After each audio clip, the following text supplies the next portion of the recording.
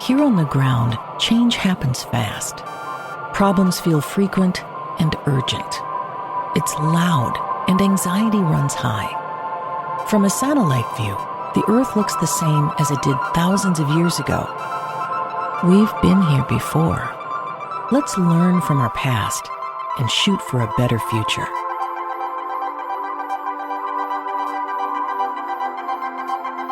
Hello and welcome to this episode of A Satellite View. I'm Todd Mikkelson, your host, speaking at you from June 29th, Monday, 2026, in the space and time continuum. And the big switch has begun. It's been feeling like it for the last couple weeks, but this week, unbelievable things, I think, going on.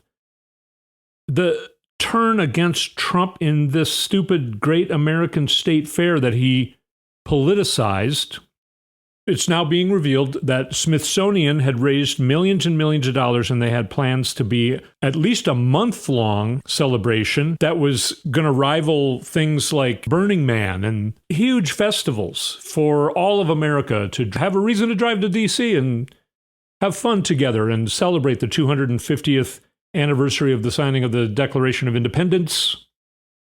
But no, Trump took it over, and it's just amazing. There's seriously, in all video, there's a lot of video and photos.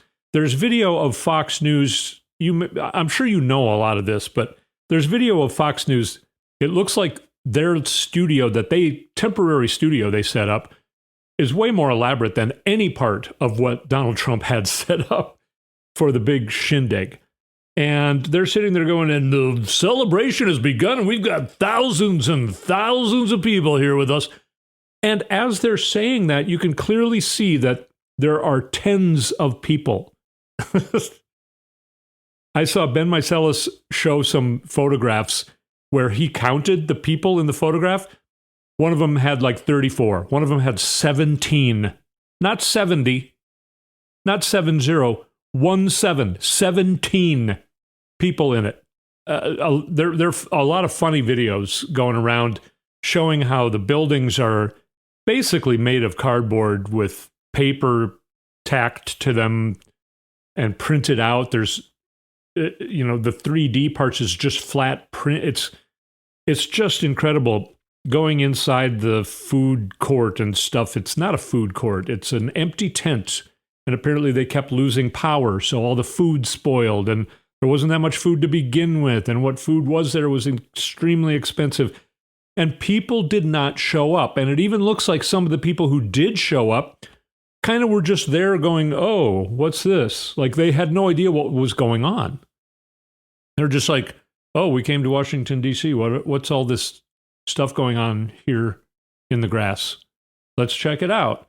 And so, I mean, even the people that were there, and there was really no advertising. Did you know what was going to happen? I didn't. I heard only in my car, and I have a streaming service in my car.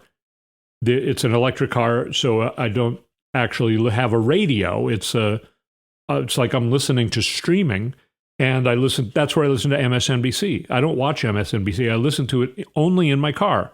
And on this streaming service, for maybe 2 days, they overplayed. It was just a guy, and he sounded kind of pissy and authoritarian. 2 weeks of freedom from June 24th until July 4th on the mall. Be there for freedom, 250. And I thought, okay, what is that? I thought on the 24th was that canceled concert that, was canceled. But anyway, so that alone, the fact that, how many MAGATs are in the country? You would think all the MAGATs would be there. So if that is true, that means there's about 34 MAGATs left in the country. It keeps getting canceled, and they keep saying because of the weather, but the weather's fine. Ben Mockler said, even the weather didn't want to show up. So they canceled because of stormy weather, and it's like the stormy weather's like, we don't want to go to the stupid state fair that Donald Trump's putting on. Anyway, That's something that I think, because if you've listened to the show, you know that what I thought was going to be the most impossible was to turn Trump supporters against Trump and make them see the light of what a fraud Trump really is, and make them see basically the light of reality and start to see what our side is. Well, we've been seeing that going on for a long time now. Marjorie Taylor Greene is no longer a Republican even. She's mad at the whole Republican Party. So this has been going on, but now it's like the fact that Trump was bragging about the best thing ever, it's going to be a 5-star culinary experience, when it's really just a $22 cheeseburger, and nobody showed up. Nobody cares. Everyone's done with him. Everyone is finished with him, including life itself. I swear, if he's still alive a week from now, I will be surprised. To me, that's a big sign. But then there are also other things. What happened in the New York primaries, for instance, Zoran Mamdani, is he basically a rock star now? His endorsed candidates all won the primaries. It was only 3 major newsworthy ones, but one of them beat Dan Goldman, who's an incumbent, who was actually a really great legislator. He was a lawyer against Trump in one of the impeachment cases. He's been doing good work, actually. I like him. But he took AIPAC money. I think AIPAC is on their way out. I think Israel is going to finally be put in a place maybe more fitting to where they should be, which only means they shouldn't be getting 90% of their military capabilities from somebody else, us. And that doesn't make me anti-Semite. Netanyahu, if you criticize Netanyahu, you're not criticizing Jewish people. Jewish people voted for these people in New York. It's hilarious because the Republicans are saying, man, if you're a Jewish person in New York, you can come and stay at my house because, man, they hate you there in New York because they elected these democratic socialists. New York is the biggest Jewish population in the world. There's probably more Jewish people in New York than there are in Israel. I mean, you could definitely check me on that. That's probably not true. But these democratic socialists who a lot of it was just running against AIPAC and against the atrocities that Netanyahu's doing in Gaza and now Lebanon, they're Jewish. It's a big tide turning in the Democratic Party. The quote-unquote moderate Democrats, I don't know if they're scared. They seem like they're starting to figure it out, really. I think they were scared to begin with. I think that they were scared when Mamdani was running, and then when Mamdani won, and then Mamdani is now being so successful, I think the moderate Democrats are going, okay, I think it's time for us to change. And I think that is huge, because the Democratic Party does need to change. Now, more things. This is something that is not being talked about very much. Trump tried to sue the BBC for $50 billion because of something they edited in England about his speech on the ellipse on January 6th. And of course, he thought, oh, they'll just pay me. We'll do a settlement of maybe $1 billion. Or they'll start reporting more in favor of me or something. No, the BBC's fighting back. They want discovery. They've got 156 requests for documents from all kinds of different third-party people. They've got 60 subpoenas of the same. That means, and a lot of that is asking for testimony, both from members of the January 6th committee, from probably Jack Smith and people who worked with Jack Smith on the case of January 6th. And when all of that gets worked out, they're going to want to have Donald Trump come in for a sworn deposition. Those never go good for that guy. It can happen because Trump is the one who brought the lawsuit. The BBC did not bring the lawsuit.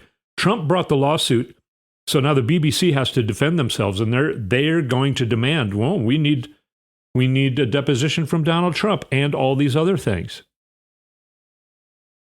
That's real news. I don't know if you've heard it. I think it's pretty incredible. Also, Judge Eileen Cannon. This is one reason why I think the Democrats are really stepping up their game. Adam Schiff and some other people in the Democratic Party put forth a brief. They're trying to get the second half of Jack Smith's reporting, which has to do with the documents case. Jack Smith brought 40 criminal charges against Donald Trump in the documents case. You know, where the FBI went into Mar-a-Lago and found that Donald Trump had a whole bunch of classified information in the bathroom and things like that. Judge Eileen Cannon has been covering up for Donald Trump in this. Jack Smith did a report, and Eileen Cannon's not allowing his report to be released. This has been going on for a couple years. Jack Smith was appointed in late 2022. And if you remember, going back to then the early spring of 2023, let's go back in time, spring of 2023, when some grand jury members were being interviewed after the grand jury indicted Donald Trump. I remember a guy saying, if everybody in America could hear and witness what we were presented as the grand jury, it would bring America together. There would be no more division. Everyone would see what's going on, and basically everyone would want Donald Trump in prison. You remember that? Well, Adam Schiff and these other people teeing this up again, getting Judge Eileen Cannon back in the spotlight, getting this story back in our memories just a couple months, 4 months before the midterm elections. When Mike Johnson said, if the Dems win, they're just going to keep doing what the job of the Congress is supposed to do. They're going to be doing investigation after investigation, and I'm here to protect you all. So basically he's saying we're all going to go to jail if the Democrats sweep the midterm elections, so we've got to cheat strongly enough to overturn the American people's will in the midterm elections. I'm going to take a break because I'm just a little way down the list here on why the big switch has begun, and it's going at it pretty hard. All right, it's coming at us pretty hard, and it's good for us and bad for the darkness and the people who work for the darkness. You're listening to A Satellite View. We're going to take a short break, and we'll be right back.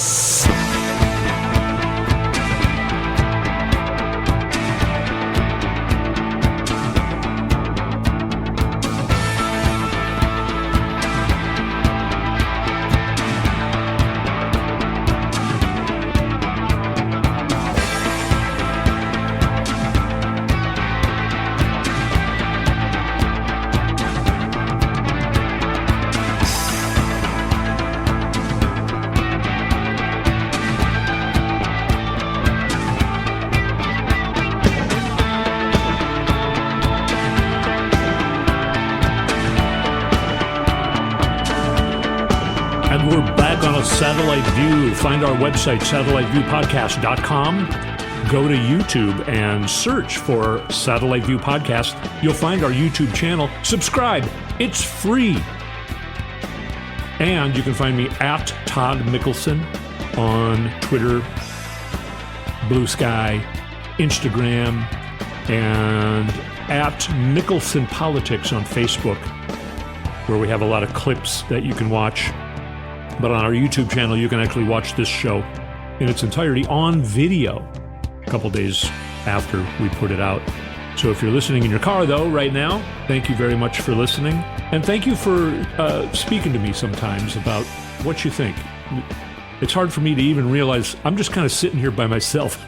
It's hard for me to realize if anyone's actually noticing that we're doing this. I know that you are, and I thank you so much for doing that. I should start crossing off these things that I'm going through on my list, right? Yeah, the BBC lawsuit, the New York primaries. There's a lot going on, Eileen Cannon. J.D. Vance showed how much of an idiot he is by basically saying, if Nixon was doing the whole Watergate thing exactly the way he was, it would be about a 12-day story. Well, he doesn't realize, nowadays, he doesn't realize the reason that is because he's basically admitting that, what we're doing now is way worse than Watergate and what Nixon did. So, basically the big crime of the 20th century that made a president actually resign from office for the one and only time in the history of the United States, we're way worse than that. We're better at criming. We're better, like JD is trying to say, when it comes to criming. When it comes to criming, get in the car. We're going criming tonight, and our car goes faster than Nixon. We did a lot more criming than Nixon. And there were some bad SCOTUS decisions that allowed some racist Stephen Miller type of things to happen, talking about getting all the Haitians out of America. Well, Ohio Governor Mike DeWine says, we have a lot of Haitians in Ohio. He's talking about, they're business owners. They're a big part of our economy. So it would be really stupid to try and get rid of the Haitians. This is a Republican governor. And the big yelling match between Trump and Republicans in the Senate lunch or whatever. I heard one of them refuse to call him Mr. President anymore. So these are Republicans really turning against Republicans. This is a big part of the big switch. Here's another thing. You remember how Elon Musk turned into a trillionaire because SpaceX went public? Well, that was maybe, 2 weeks ago? And since then, it has lost 34% of its value. Good job, Elon. He's so smart. Also, something like 3/4 of businesses that have been using AI have been declining because they say it's too expensive. So AI is declining. It's not going the way that the tech bros were predicting. There's another big lawsuit by some publishers against Meta. What's his name? Zuckerberg. And I want to mention a couple other things. The housing bill. Now, this is confusing. Everyone thinks that Trump is going to veto the housing bill. How can he veto the housing bill? He really can't. It passed with an overwhelming veto-proof margin. I think it was 85-5 in the Senate. I think there was only 35 House members that voted against it. So overwhelming bipartisan housing bill that Donald Trump said, I'm not going to sign it until you pass the stupid Save America bill, which is never going to pass because Republicans don't want to pass it. And talk about SCOTUS rulings. They basically said you can't. You can't mess with mail-in ballots. Amy Coney Barrett wrote the decision on that. It was 5-4, so she's the Republican who went along with the Democrats on saying that you can't mess with the mail-in ballots. Mail-in ballots that are received by Election Day can still be counted no matter how long it takes. It's one of the many things that Trump's trying to do. Well, let's get back to the housing bill. So it passed overwhelmingly, bipartisanly. And when that happens, it goes to the president's desk. The president has 10 days to either sign it or veto it. If he vetoes it, it'll go back for another vote, and it'll obviously, there's no way they're going to turn enough votes to vote for the veto. So it's a veto-proof margin, you only need 60 or 61 in the Senate to be veto-proof. They had 85. It's overwhelmingly going to pass. There's a 10-day window. It was presented to Trump last Thursday. So the 10 days run out next Monday, a week from today, on July 6th. So we've got one more week to wait for the housing bill to become law. Trump can't stop it. Okay, it's confusing, but that's how it works. Another thing, another deadline, Todd Blanche has till Thursday to react to Katie Fang's win against him having to do with the Epstein Files. And another thing that happened this week on the Epstein Files, Leon Black came in. Leon Black, he says he was tricked into paying Jeffrey Epstein, but he wasn't. But he also has NDAs with women, probably some of which are minor women, underage little girls, because he allegedly sexually abused these women and little girls, of course. So he's allegedly yet another pedophile, and he got brought in. He said, I'll volunteer to answer questions, but then he wouldn't answer questions. And it came right down to James Comer. I'm here. It's not my fault. He wouldn't answer the questions. So he is the chairman of the committee that Leon Black came into, and he issued a subpoena. You have to come back and go under oath, and you have to then answer these questions or face the consequences, which could lead to contempt of Congress and go to prison, go to jail. Leon Black got so pissed off that he just walked out. The pressure is building hugely on the Epstein Files. Here's another thing. I don't know if you've heard of the name Leslie Groff. Donald Trump says he barely knew Jeffrey Epstein. J.D. Vance went on The View last week and backed him up, insisting their friendship ended decades ago. Jeffrey Epstein hated Donald Trump, Vance said. Then a new transcript came out. Leslie Groff was Epstein's executive secretary for 18 years. Epstein called her an extension of my brain. On Tuesday, the House Oversight Committee released the record of her interview.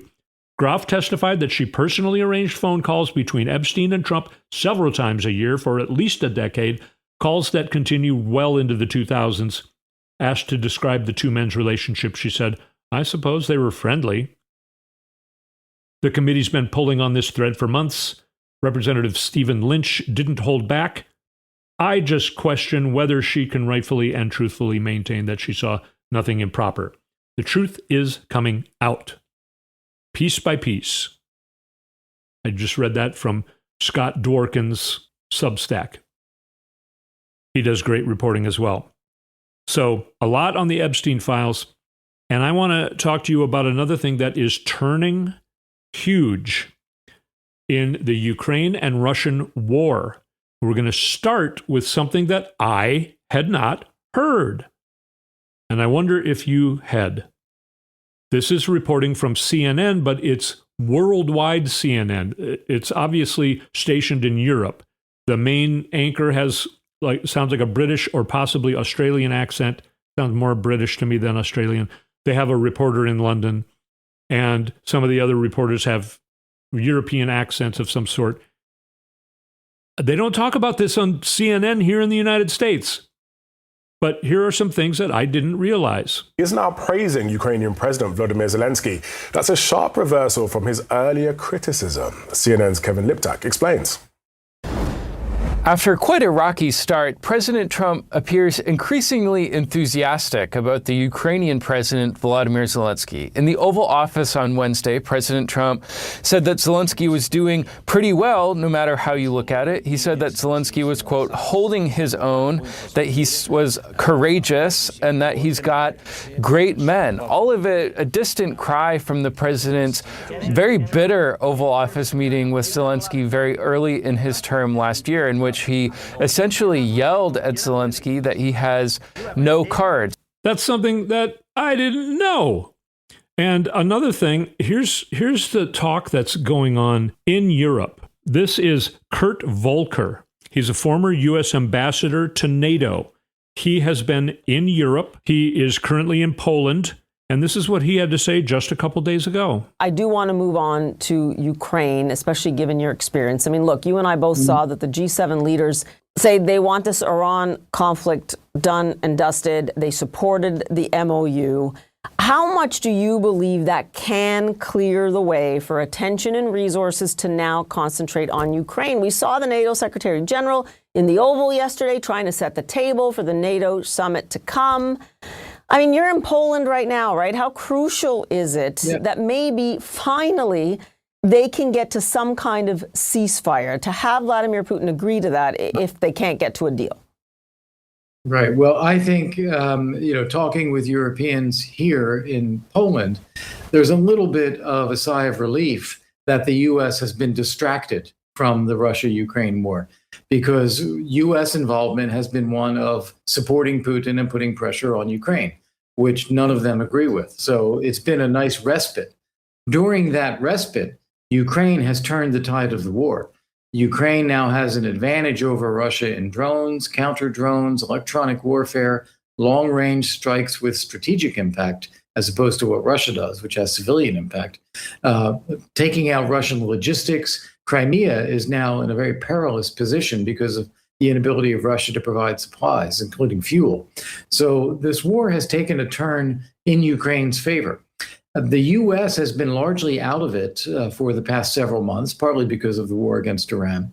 And I think seeing that Russia is gradually losing and Ukraine is gradually winning, President Trump and the Trump administration have gradually taken a more Ukraine supportive, or at least a soft line with respect to Ukraine, thinking that they actually might come out ahead here.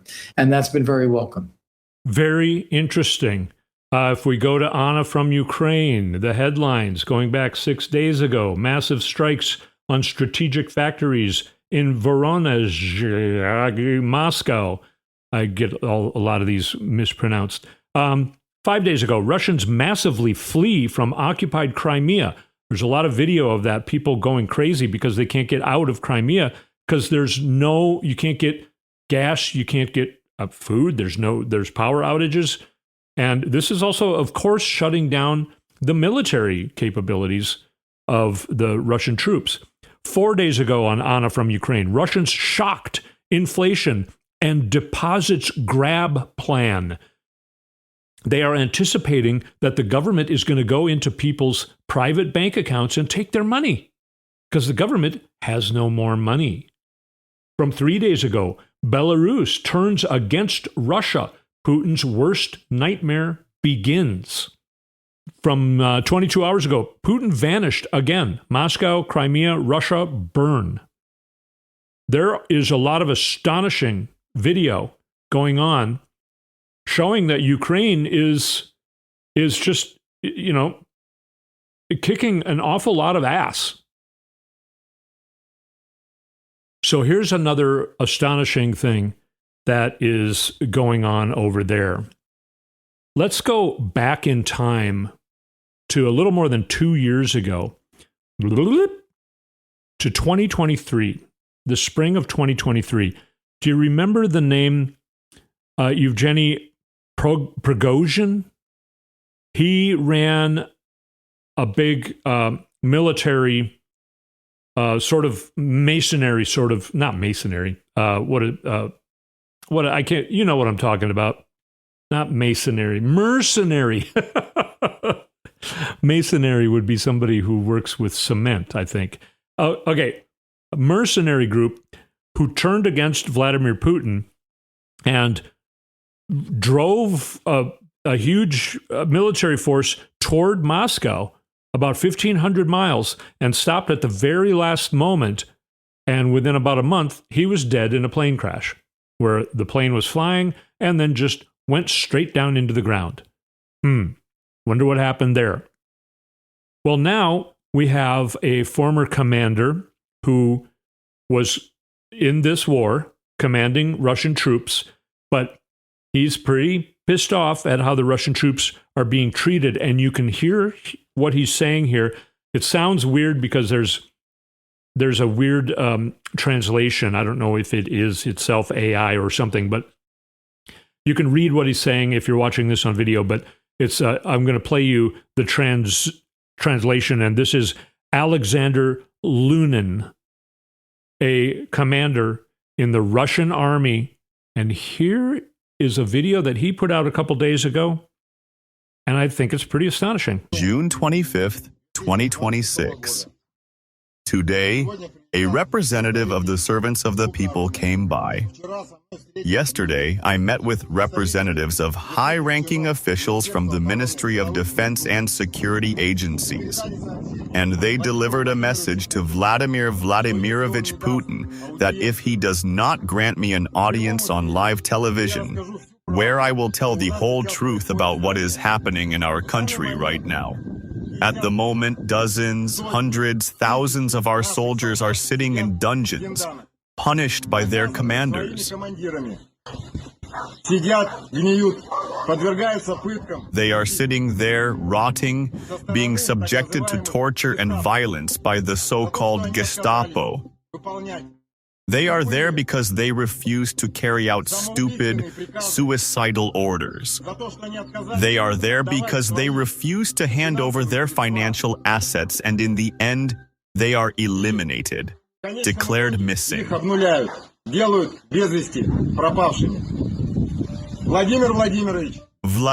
Vladimirovich, please take note of this. Invite me for a meeting. The consequences could be very serious. If, in the near future, I do not come to the Kremlin and speak live on air next to you, the army will turn its weapons against the Kremlin. I am only passing on the message. That is all. He's passing on the message of some of the higher-ups that met with him, by the way. And he's got a lot of other troops behind him who have then made videos of them in big groups saying, "We are behind Alexander Lunin."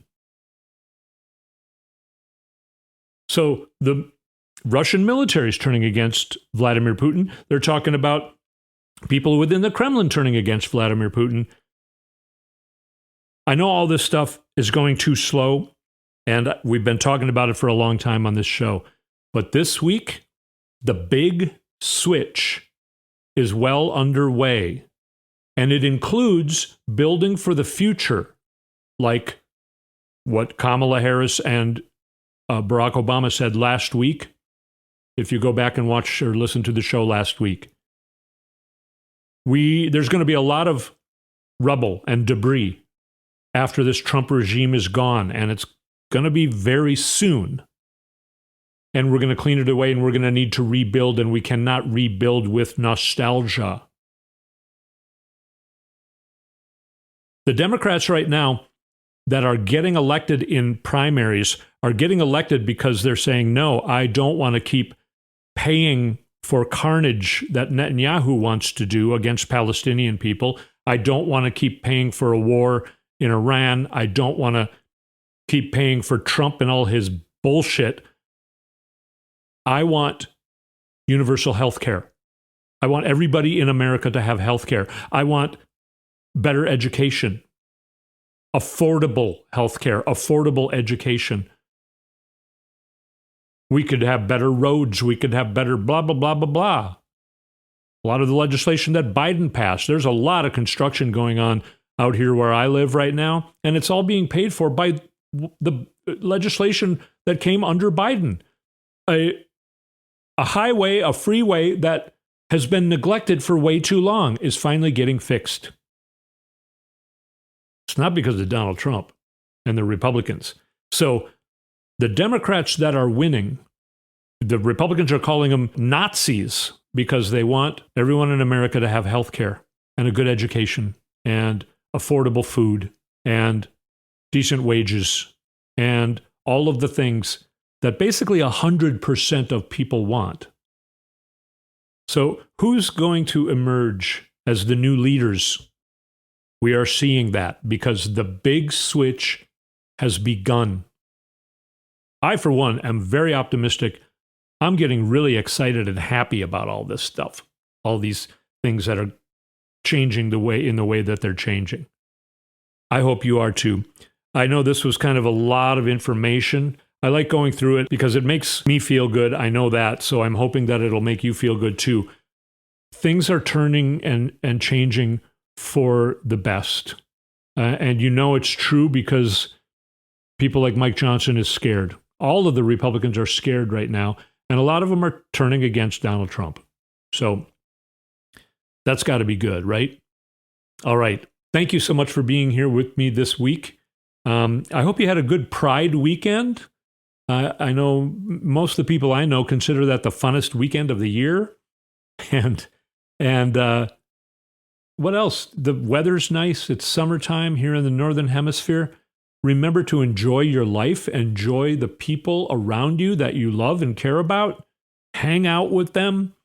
Listen to music, watch movies, play your musical instrument. Do the things that you want to do in your life. Read a nice book. Go to the lake. Go to the beach. Enjoy your life. And know that things are turning for the better. There are things happening that we're not often being told about. And that's, of course, what we're trying to do here on this podcast. And now, more and more good things I'm able to find that are not being reported by the American media, corporate media. You got to go find people like, the Midas Touch Network and Katie Fang, who just sued Todd Blanche and won. I'm going to let you go.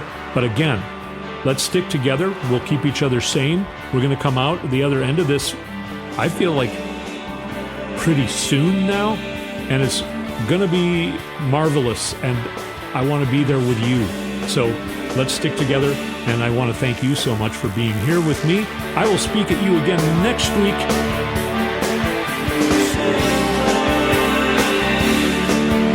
You've been listening to A Satellite View with Todd Mikkelson. Go to toddmikkelson.com for links and more information.